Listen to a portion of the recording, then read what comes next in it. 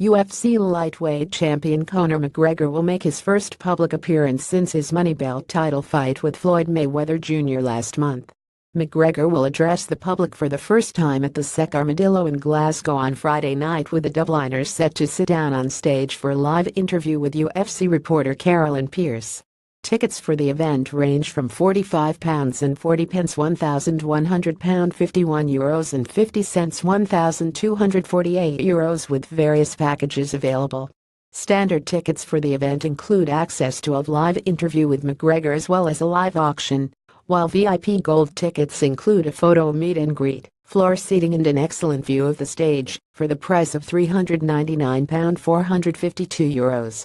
For an extra £601 €681 you will receive a signed pair of UFC Conor McGregor gloves and the chance to ask Conor a question.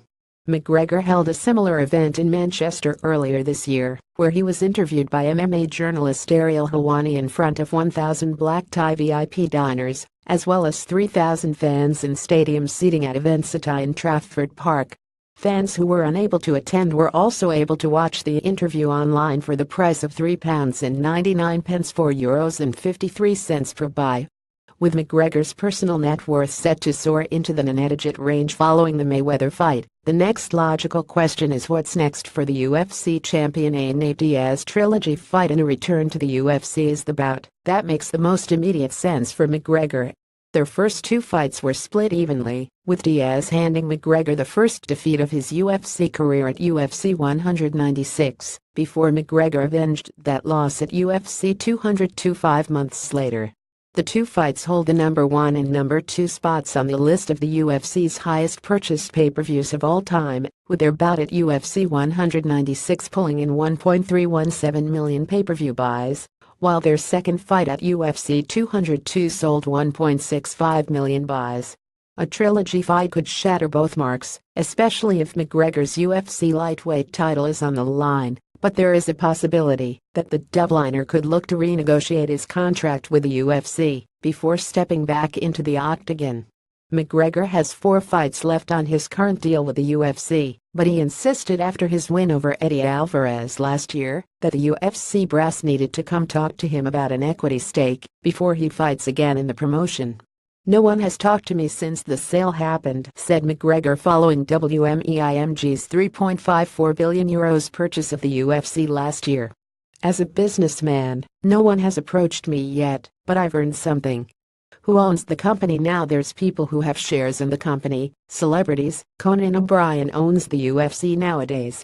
So where's my share? Where's my equity? If I'm the one that's bringing this, they've got to come talk to me now.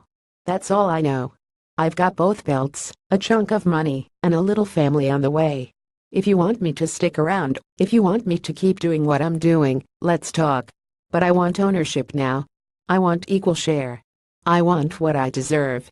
McGregor's representation in the UFC have been quiet on the issue, but there's an argument to be made that he deserves equity. The average UFC pay-per-view receives 443,048 PPV buys.